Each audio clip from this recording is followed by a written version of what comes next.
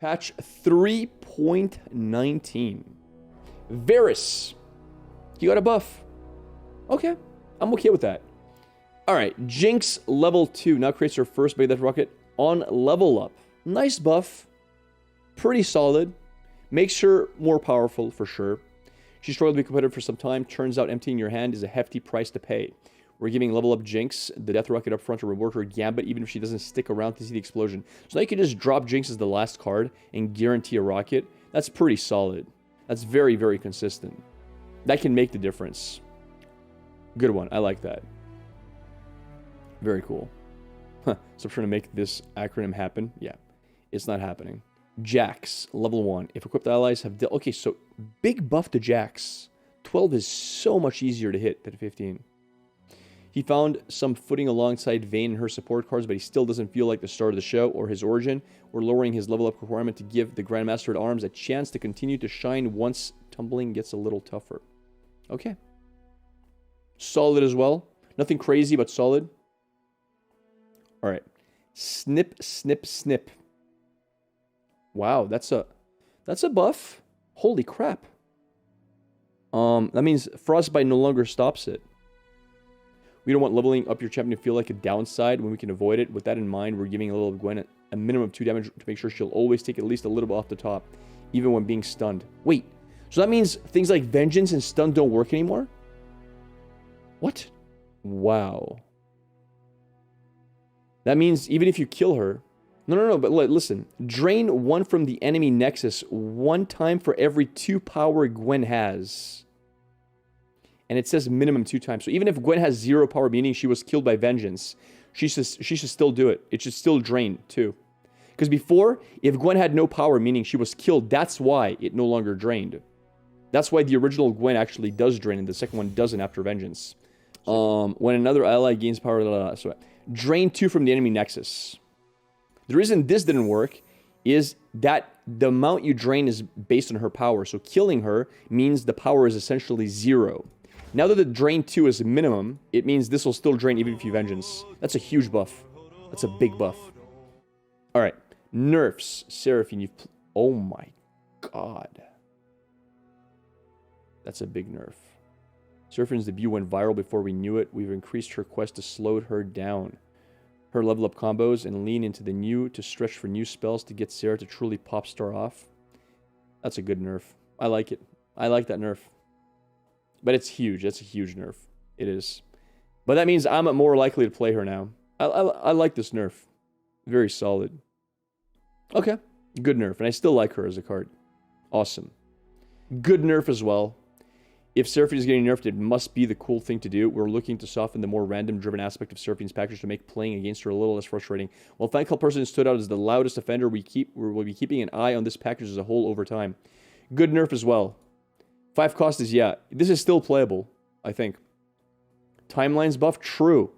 Wow, we should maybe even make a Timelines deck with Fan Club President now. That would be insane. Yo, do we make a Timelines... Wow, maybe we do. Holy crap. That is the Timelines buff. Ooh. Interesting. Okay, interesting. And no one has built a Timelines fan club deck, have they? People haven't played that. Alright. Pretty cool. Pretty cool stuff. Tumble. That's not what I expected to see, but okay. With Domination's release, Vayne has tumbled her way into multiple Tier 1 decks. Her ability to supply free attacks and rallies with Scout has proven to be a bit too potent, so we're upping the cost. As part of the change, we've tweaked level 2 Vayne's cost reduction to ensure a leveled Vayne... Wait, what did they do? Reduce the cost of Tumble by 3. Reduce the cost to 0. Okay, never mind. That's fine. As a self-proclaimed filthy Vayne main, this is really going to make me feel at home by either snowballing early or feeding hard. It's still strong. But yeah, it's weaker for sure. It's definitely weaker. Yeah, no, actually, it's a lot weaker. It's a pretty big nerf because every new tumble you make starts at 4 as well, so you can't really. Yeah, it's quite a bit weaker. It's a pretty big nerf. Yeah, I underestimated it. It is a pretty big nerf. That's a lot of tempo you lose. The nerf is significant. Rumble still attacks on 4. I'm aware. But it is a significant nerf.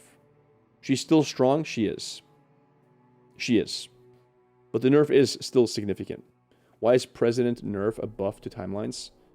Because you get a pretty cool 5-cost units are pretty strong. I don't know. This is still a nerf. Even in timelines, it's a nerf. It just makes you want to play it in timelines even more, right? But it's a nerf even in timelines. You'd rather this be 4-cost in a timeline deck. All right, Lee Sin. Cast 10 spells. Oh, this is not even that big of a nerf. If you look at the current reason why Lee Sin is broken is because of cards like this that double cast. So even casting 10 spells is super easy these days. Like this double casts, that's one of the biggest reasons why Lee Sin is so hard to play against. It's because ever since they added these, if you have equipped, right? That's why it's so strong. Are there any other ones that I think of? But yeah, basically that.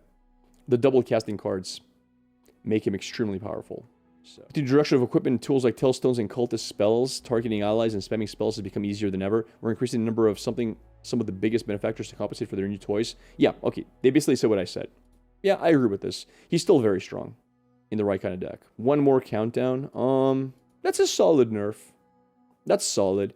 The thing is, one more countdown, what it allows you to do is actually kill the landmark more consistently. Because very often they just have enough to level it if you cast like removal on the landmark. It's an alright nerf. I'm fine with that. I can dig that. Okay. Swain. While we're happy with Swain's new overwhelming gameplay brought by his patch 3.16 buff, we want to be able to tap back his power to make blocking him a little less painful. Fair. Absolutely fair. Thank you, Flo. How are you doing? You came for the patch notes just in time to see that Swain can now be killed by Culling Strike. Now he's Culling Strikeable yet again. Interesting. Very interesting. Yeah, good nerf. I'm a fan. I'm a fan of the nerf in general. Culling Strike is actually a lot stronger now, because it targets a lot of the top decks. Because now it also hits Misfortune. It always hit Misfortune, right?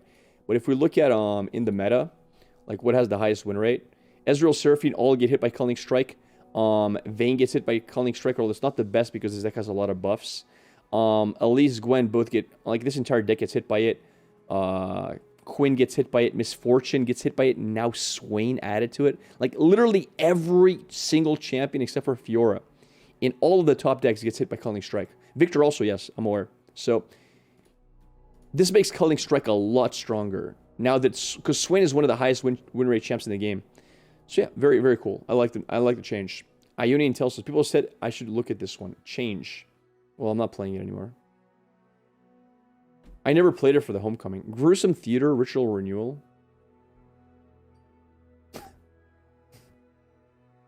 I literally only played it for Tailstones. For Health Potion. While Tailstones are meant to be versatile tools for the regions, Ionian's version has been covering too many bases too well. With this change, we're looking to maintain the core of the Tailstone. You're not maintaining anything, brother. Nothing is being maintained. Anyway. Yeah, this card was kind of OP with Karma, to be fair. It was. You want to push healing is cheating? Okay, listen. This card was OP with Seraphine. We all know that to be the case. The reason this needs to be nerfed is because of Seraphine. Seraphine working on health pot this way is insane. Right? How much did Seraphine heal for if you had health pots? It was 1, 2, 3, 4, 5, 6. It was 9, right? She healed for 9 with the Tailstones. So it makes sense. Shimon Wind. Ooh, that's a big nerf. Holy crap. Bastine Disciple has been whooshing into all kinds of decks. It's an extremely versatile card. We're happy with the presence of the Shimon Wind. We're moving his spell from burst to focus to make playing against this monkey less tricky. No more burst blockers. Yep. That's a big nerf. And I'm okay with it. I'm okay with it. I think Shimon Wind was just too good. Overall, it was just a better 3-mana draw 1 elusive every single time. Relentless Pursuit to just rally. No more stat gain. Interesting. So what's going to happen with the other one? 5 mana? Okay. Ha! Ha! Alright. Okay, listen. All right, that makes sense.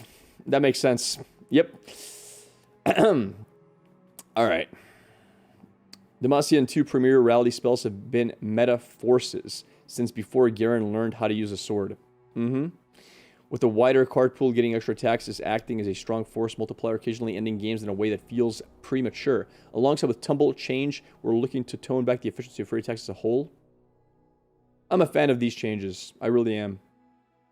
I'm a fan of these changes. I like it. I never liked rally as a mechanic. I honestly don't. Give back my 3 mana fast rally again. No, please no. Oh god, no. I'm a fan of this. Tarek really getting the nerf? Yes, he is. Gotta say, I didn't expect them to nerf Aegis to 2 mana like this LMAO. What do you mean, nerf it to 2 mana? Oh my god, that's true. That's true, because now, fan club president can hit Aegis. Oh my goodness. Yo, that, oh god, no! I don't, you know what? Listen, just another way to lose, bro. Another way to lose. Oh my goodness. Just another way to lose the game. I'm gonna get tilted. I mean, they already had the Bilgewater one, right? But now they have 2 in the... Okay. Alright, fair enough. What's next? Curse of the Tomb is 3 mana. Players been able to combine Curse of the Tomb with Overwhelm to produce a huge Nexus damage. While it hasn't crushed win rates yet, we want to preemptively increase the cost for long-term game health. I'm fine with that change. I'm good with that. Why not? I mean, honestly, I would have maybe just worded it differently, right? To remove the Overwhelm part, because taking double damage is kind of cool. And 3 is a little bit expensive, but hey. I called this one out. When they said they were nerfing Saga Seeker, there was literally only one way to do it. There was only one possible nerf this could get, and it would be being a 1-1. That's it. Pantheon and his fated friends have been strong for a while, and the introduction of equipment has only helped their cause. Saga Seeker could often come down turn 1 and create a threat that simply ran away with the game, or making it a little bit easier to kill him off before he becomes a huge problem. I like this nerf. I think this is still playable. Solid. Okay. Fair enough. Oh no! While Ionia's finest Fisher has done a great job of enabling different equipment synergies, her presence across most Noxian and Ionian decks has Ofish ally gone too far. We're lowering her power to... We're lowering her power to decrease her. Okay. Good enough. Sure. Why not? Why not? What else we got? Dude, there's so many changes. Variety card buffs. Pretty Yordle, summon a Yordle. Grant, okay. Play manifest Yordle. Attack. Grant Yordle all this. Wait. I'm so lost. What the hell does he do at the moment, Papa? When I'm summoned, create a random Yordle in hand. Okay, trash and trash. Wait. Now it summons a Yordle? Okay, it manifests a Yordle. Okay. Alright, because if that was summoning a Yordle, this card would be the best card in the game. Okay. Alright. Okay. Woo! We're safe. Dude, if that was summon a Yordle, my goodness. He gives himself +1 attack, I'm aware of that. As Battle City has undergone live balance tuning, it has struggled to find its footing and identity as a region. While these changes, we are looking to take a few cards that never really found a home and gear them towards a common goal, Yordle Unity. Okay. I don't know, man. I'm still not sold. I still think it's kind of meh. 3 mana, 2 HP is really hard to justify. I'm not sold. It's just way too meh. I'm not sold at all. Swole Squirrel. Wait, Swole Scout. Damn it. Redesign. Wait, what does it used to do? When I'm summoned, if you've added 2+ cards to your hand this round, grant me 1/0 and elusive. So it's a 4/2 for 4 mana elusive. Pretty trash. When I'm summoned, grant me 1/1 for each other Yordle ally you have. I'm not sold. It's not bad. It's definitely not bad. It has a few problems though. Problem number 1, you can't play it on curve. Problem number 2, it doesn't have overwhelm or elusive or anything, so it just gets chump blocked, right? But it's not bad. You still need to have a lot of Yordles. All right. Yordle Newbie. Again, I need to see what the old card does. When I'm summoned, if you've added 2+ cards to your hand, grant me 1. So it's a 3 mana 4/4. Semi-consistently. This is almost playable. The problem is, like, there's no Yordle decks to play it in, but 3 mana 4/4 is almost playable. So now it's a 1 mana 0/2. When you summon another Yordle, give me... Wait, it's worse. It's actually worse. Is it? Well, not necessarily, because this actually gets multiple buffs per round. It gets multiple buffs per round, so if you play 2 Yordles, it's a 4/2. I'm not sold, bro.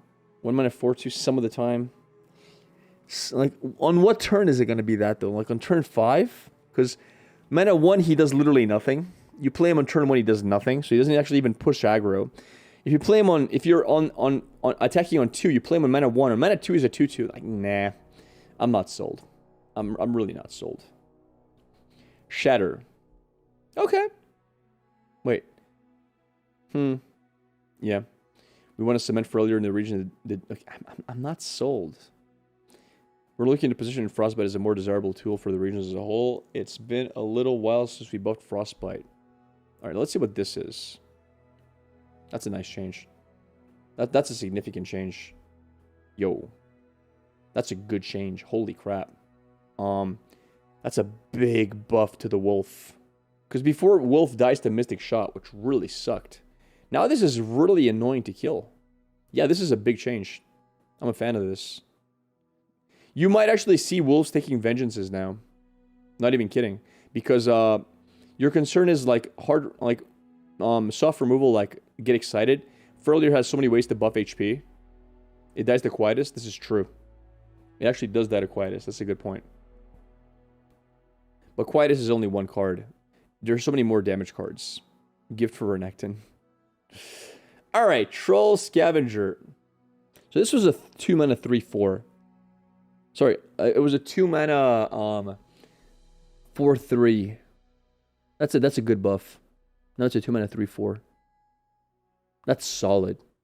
Yo, I'm gonna play this. I'm playing it. I'm gonna play this card. That's insane. I'm definitely playing this deck. I'm not even kidding. I love this kind of deck. I love overstated units that are not aggressive, that are defensive. What a great change. Historically, Big Mana Ramp has been one of Frontier's most successful archetypes, but his struggle as lore has sped up overall. Giving Troll Scavenger a more defensive stat line should help dedicate big Frontier decks. This is great. I love this. I'm excited for this. Only problem is, in these decks, you don't want to play 2-drops. And the reason why is multifold. First of all, you want to play... you can play 1-drops, but you want to play Catalyst on 3. Why do you want to play Catalyst on 3? Well, simply because that's the turn you play it. So that means you have to spend... you have to pass on mana 2. You have to somehow save 2 mana. Secondly... You guys, it's fine. Secondly, if you are going to play a mana 2 card, it has to be this one. Faces on turn 2. So it's kind of awkward. It might actually end up being a non-ramp deck necessarily, but more so a Augur of the Old One deck instead, where you don't play ramp, maybe?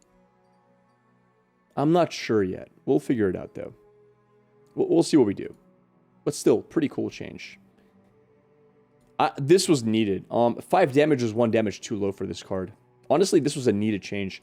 While cheap spells have been prevalent in the metagame, some of the most expensive spells have struggled to find their mark. We're adding some potency to single target removal options to make sure you're getting the right bang for your buck. Good change. This actually might be playable now. Like it might, like it was already playable, but now it can significantly be playable. Like it kills a lot more things at dealing 6 damage. Doesn't it kill Swain now, for example? It actually destroys Swain. And if you think about other decks that it hits, we have Viego, right? Because we have Viego Revival. Now, if they play Viego, they can't glimpse one of their own units to survive, right? They can't, like, buff him to 6 by hitting an Encroaching Mist. That's huge. It hits Invasive Hydrovine, which is also a really, really big swing since, well, obviously, this is 6 HP. Other Revival options, Kayn, for example. Let's say you have a leveled Kayn on the board. Well, if you kill the Kayn, now you obliterate him, so that means you can no longer revive Kayn with Heedless Resurrection. All of these are really good. I mean, obviously, Scion is one, but nobody plays Scion, so I'm not even considering it. Anivia, now you can hit leveled up Anivia, I guess, which is pretty solid. A lot of really good options.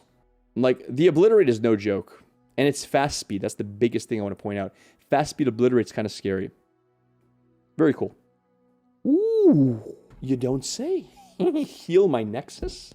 I like healing my Nexus. Listen, you're making me wonder what I can do with this card. I don't see it. Listen, I like this card. I mean, how often do you praise? Do you praise that this is Meteor, right? Meteoro. It's an amazing card. Meteoro is broken. But now, you can like main deck a pseudo Meteoro. Okay? I don't mind it. I like playing this as a 1 of or 2 of in my Karma decks or something. I don't know, dude. I like it. I actually like the card even before the nerf, even though I never made a deck with it. I'm a fan. And now you can actually cast it without obliterating anything. I'm pretty sure you can now target and click accept with no target to hit at all. Because it doesn't say to heal your Nexus.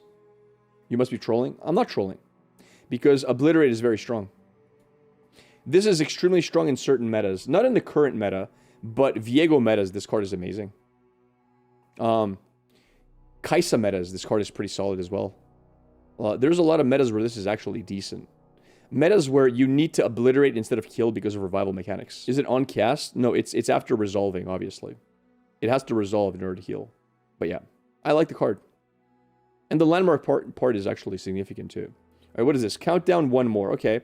Although Annie has found success in the aggressive champion, some of her slower cards have fallen out of the new meta. We're partially reverting patch 3.11's nerf to Conservatory and beefing up Broadbane to help bring them up. Ooh, that's a big buff. That's a really big stat buff. That's a big Broadbane buff. Broadbane buff. Huh. Interesting. I've never really seen how to use this character properly. I've never really understood how to play this card very easily. He's very hard to play.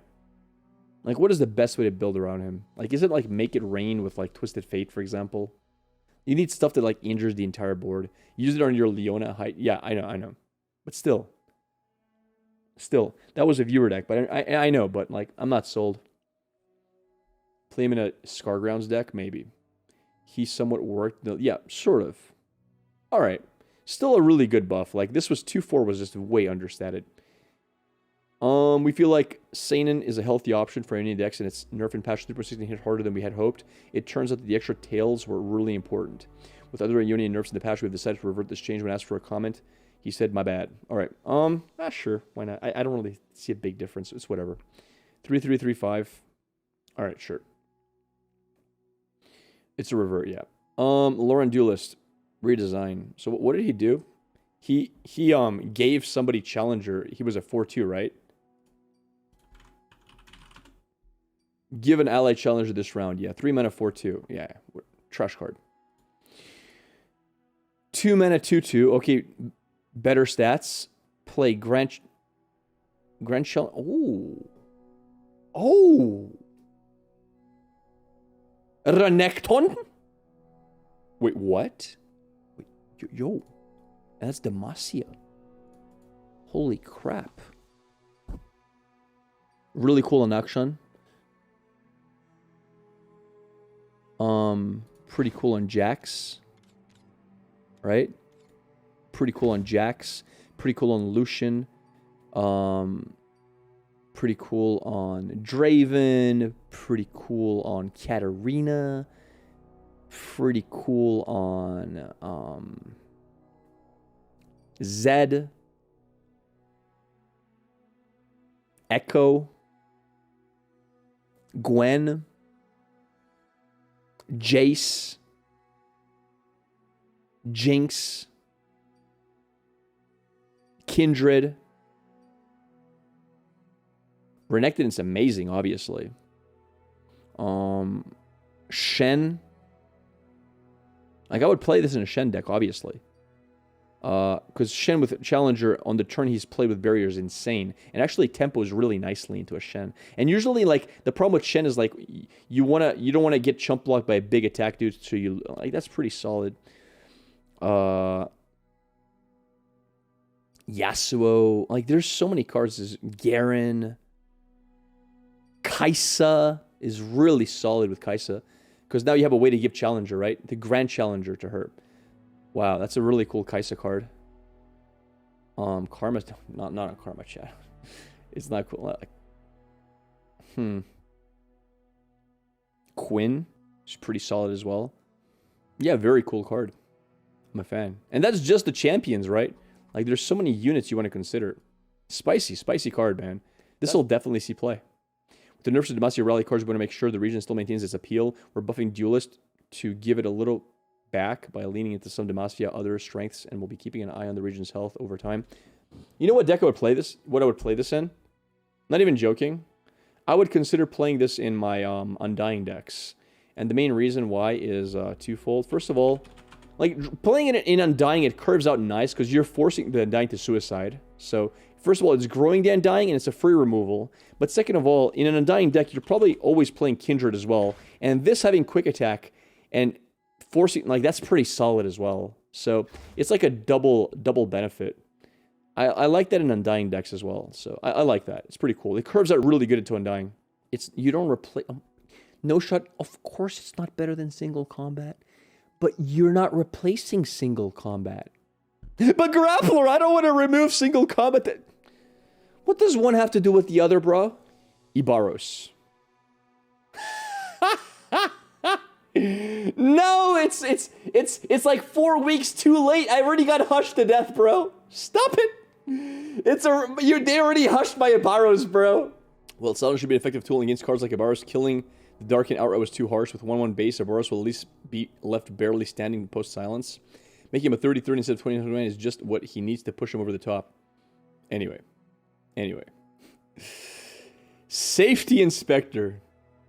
Okay, after the changes in the Landmark destruction in the past patch, we thought it was safe to shift a little extra power to this underutilized Inspector. I mean, listen. Nah, I'm not sold. I'm really not sold. With Hate Spikes Revert, we want to give a little bit more reason for Shadow Isle Slay decks to return to this card. After all, she does love visitors. Yeah, just make it a 4-3, bro. Like, the payoff is so small. I actually think I prefer 4-2 a lot of the time, honestly. Because in that kind of deck, you actually like the 4-2 for its blocking stats. It blocks really nicely as an early game unit. Yeah, I don't know. I'm not sold at all. I'm really not sold. Wait 2 months, they'll make it a 4-3. True. Bone Club. Okay. Bone Club, big club. Me makes club bigger. Bigger club hit, hurt, more good. Okay. Alright. Sure. Why not? Shadow Blade Fanatic. Yeah, solid. While the rest of the cultists have been getting into the dark and fun, Shadow Blade Fanatic has struggled to make it into the light or dark. Solid buff. Yeah. 3-3 quick attack is annoying. Getting a free Shadow Fiend is annoying. I could see it. It's still bad. I think somewhat playable, actually, believe it or not. I think this is somewhat playable now. It works in some niche decks. This Reddish probably wrathful that they've been almost unused since Call of the Mountain, so we think we can juice their numbers a bit without them. No. Yo, it's only gonna get even more wrathful when it sees no play. Bruh, I don't think the Lord doesn't understand why this card is not seeing play. Like, really? It levels Ornn? I mean, come on, bro. I don't know, dude. I don't know. Yeah, it could be a 23. I mean, no, that's not fair, because then you could literally play that into Atrocity in one turn and win the game, because that's 12 mana. So it cannot be a 23, chat. Let's not exaggerate here. Having a 23 into Atrocity on one turn is kind of OP. But yeah, anyway, Timeline's buff. I guess. Yeah, we're gonna turn the 5-drop girl into this. Okay, I see. It is a Timeline's buff, actually. True. Timeline's buff. You're right. That's what this is for. Gorlith. That's actually good. That's a good buff. Grandeur hasn't scaled as well with the modern power level of the game, so we're giving him a bit more ability. That's solid. You can heal back to 12 now. That's a much better spot than 10, honestly. That is a much needed buff. I'm a fan of this. I'm a fan. Still kind of rough, yes, but insta setting your HP to 12 is cool. Right? Gorlith deck when? I might try it now, because 10 HP was a little bit low. Healing for 2 more is fine, but maybe it still doesn't see play. Yeah, probably it doesn't see play, but still, it's a very cool idea. Like, this dying to quiet is just sucks. That's a problem, dude. Like, this literally just dies to quiet the moment you drop it. Anyway, Dusk Rider. 5 mana 3/5 to 4 mana 3/4. Still a little bit hard to play. But, it's a buff. It's definitely a buff. It's decent, yeah, sure. It's decent. Rivers, wow. When you're building a deck around 1 drops, dropping a 1 turn earlier can be pretty critical. The curve is there. We are curving out, chat. The best curvature I've ever seen. I was going to make a flat earth joke, but I couldn't find a good meme. Never mind. Never mind. I was going to make a flat earth joke, but it's already an overused joke. All right. Solid. Tally, you got a huge buff. Udr's Champ has left a lot to be desired, so we wanted to give you a long-term incentive to get those spirits off their leashes. I don't care about Udr. I'm thinking about main decking this card. And that's a lot to think about. You got to realize it's for every ally. That means this is actually really good in any swarm deck. As long as you're not generating those cards. As long as they're like main deckable cards. That's scary. The problem with spiders, chat, is you need to have a spider on the board. Because otherwise, allies everywhere. Do you have to have a spider on the board? Because if the spider is not in hand, on board, or deck, that's an interesting card. Because it's actually sort of good versus aggro as well. And like, it gets rid of chump blockers. I got to think about it more, but that's a very cool change. All right. Oh! You do realize the next turn you can play the 4-cost copy into a 4-cost copy, right? Colossus was feeling more like the wrong Colossus concerning how little use it was saying, so we sent it back to Orange Forge for a tune-up. Damn, bro. That's crazy. You want to see a cool play chat? Type 1. Just in control decks. Just for control, okay? Like, you can make that a win con. I'm sorry. That's you first of all, you heal for 8. Okay? You heal for 8. Very nice. And then you drop 8/8. You buff it with a weapon. And you drop 10/10 and 10/10. You have 28 worth of stuff for 8 mana the next turn. 28 overwhelm damage. Doesn't matter. Control deck, bro. Revitalizing Roar. It's in the right region as well. It's Freljord. Woo!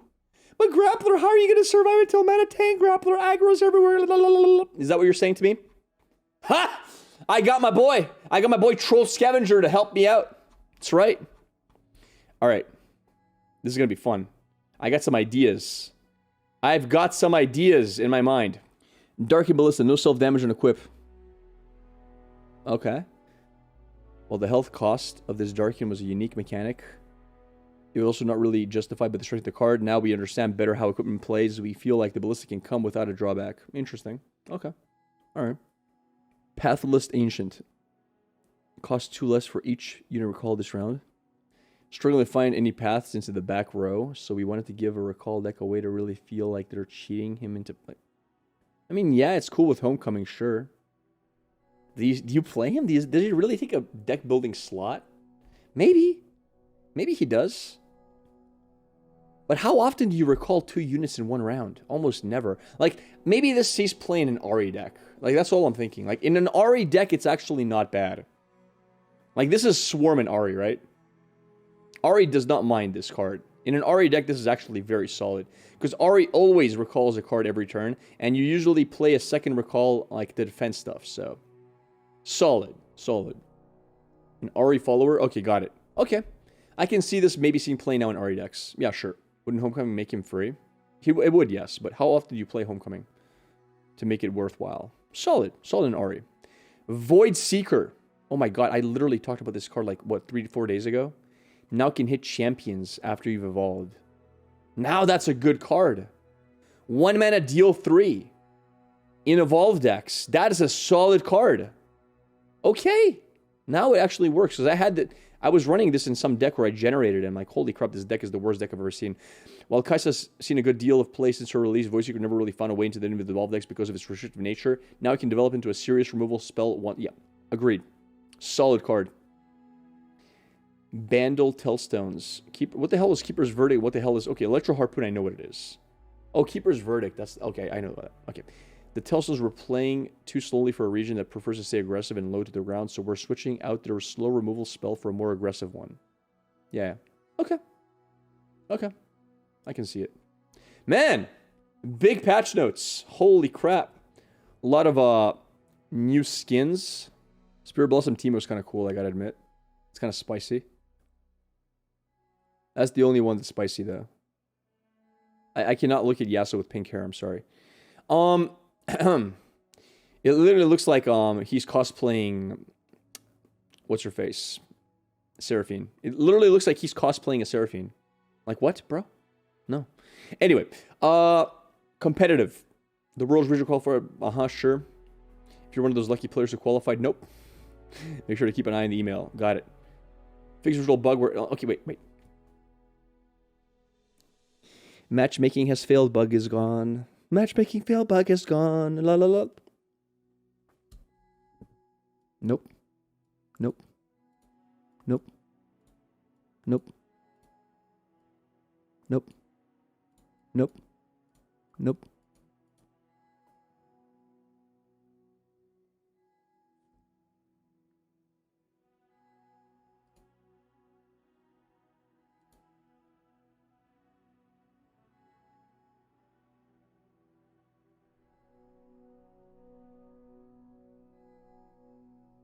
He's got to be out of stuns. Stop!